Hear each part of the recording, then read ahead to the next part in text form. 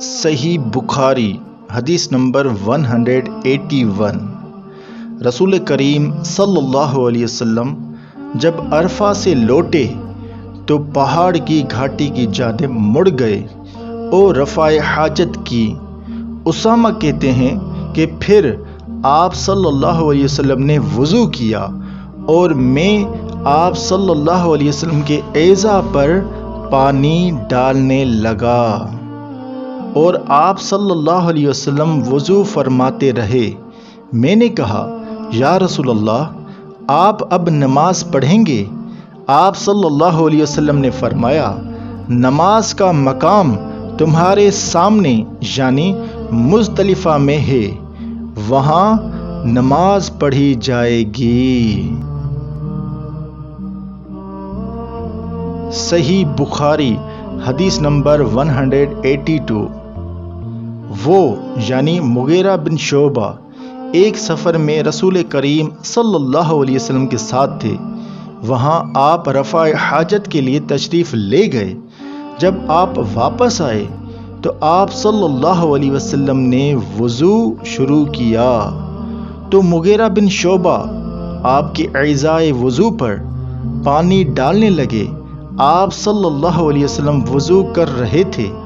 آپ نے اپنے منہ اور ہاتھ کو دھویا، سر کا مسح کیا اور موزوں پر مسح کیا۔ صحیح بخاری حدیث نمبر 183۔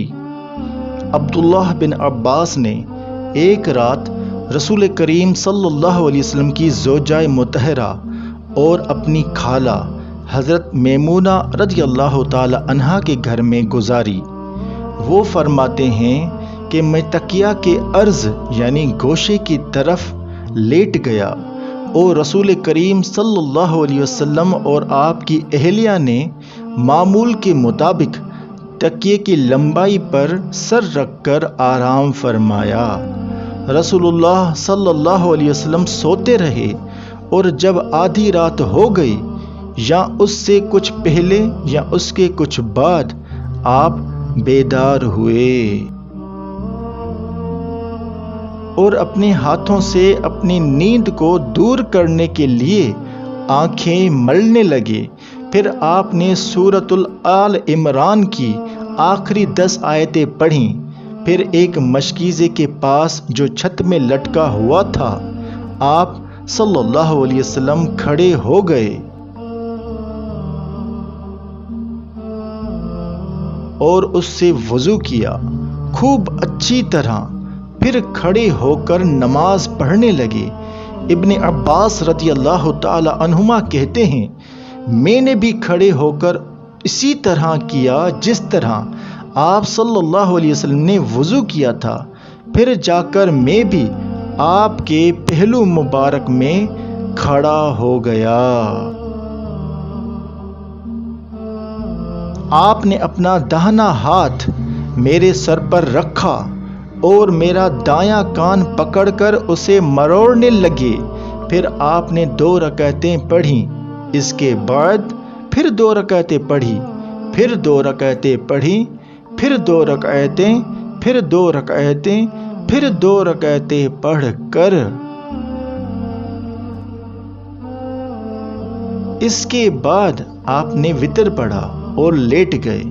پھر جب مؤذن آپ صلی اللہ علیہ وسلم کے پاس آیا تو آپ نے اٹھ کر 2 رکعت معمول طور پر پڑھی، پھر باہر تشریف لا کر صبح کی نماز پڑھی۔ صحیح بخاری حدیث نمبر 184۔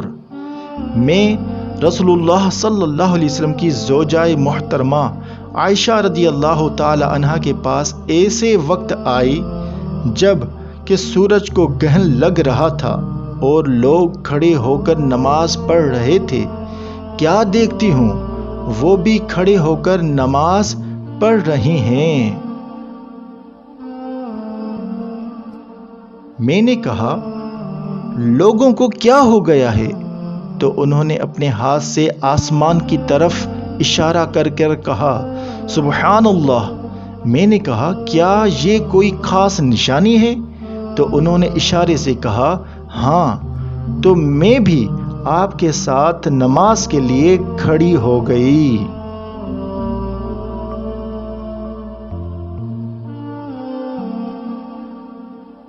آپ نے اتنا قیام فرمایا کہ مجھ پر گشی طاری ہونے لگی اور میں اپنے سر پر پانی ڈالنے لگی۔ جب رسول اللہ صلی اللہ علیہ وسلم نماز سے فارغ ہوئے تو آپ نے اللہ کی حمد و ثنا بیان کی اور فرمایا آج کوئی چیز ایسی نہیں رہی جس کو میں نے اپنی اسی جگہ نہ دیکھ لیا ہو، حتیٰ کہ جنت اور دوزخ کو بھی دیکھ لیا، اور مجھ پر یہ وحی کی گئی ہے کہ تم لوگوں کو قبروں میں آزمایا جائے گا، دجال جیسی آزمائش یا اس کے قریب قریب۔ راوی کا بیان ہے کہ میں نہیں جانتی کہ اسماء نے کون سا لفظ کہا۔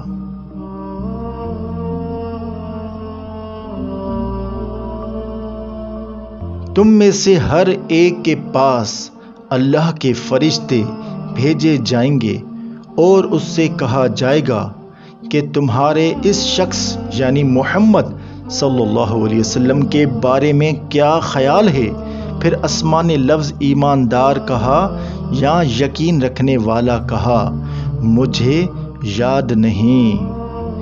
بہرحال وہ شخص کہے گا کہ محمد صلی اللہ علیہ وسلم اللہ کے سچے رسول ہیں، وہ ہمارے پاس نشانیاں اور ہدایت کی روشنی لے کر آئے، ہم نے اسے قبول کیا، ایمان لائے اور آپ کا اتباع کیا۔ پھر اس سے کہہ دیا جائے گا کہ تو سو جا۔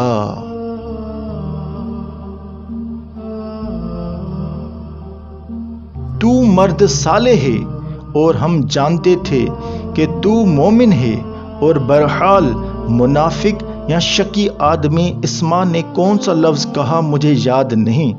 جب اس سے پوچھا جائے گا منافق شخص سے کہے گا کہ میں کچھ نہیں جانتا، میں نے لوگوں کو جو کہتے سنا وہی میں نے بھی کہہ دیا۔ صحیح بخاری حدیث نمبر 185۔ کیا آپ مجھے دکھا سکتے ہیں کہ رسول اللہ صلی اللہ علیہ وسلم نے کس طرح وضو کیا ہے؟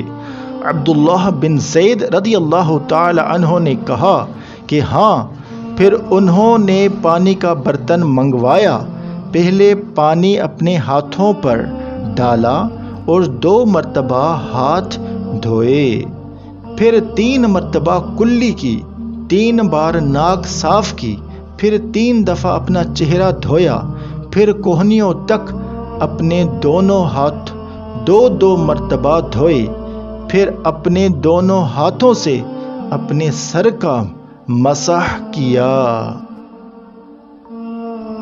اس طور پر اپنے ہاتھ پہلے آگے لائے پھر پیچھے لے گئے، مسح سر کے ابتدائی حصے سے شروع کیا، پھر دونوں ہاتھ گدی تک لے جا کر وہیں واپس لائے جہاں سے مسح شروع کیا تھا، پھر اپنے پیر دھوئے۔ ویڈیو دیکھنے کے لیے شکریہ۔ ویڈیو شیئر لازمی کیا کریں اور ثواب کمائیں انشاءاللہ عز و جل۔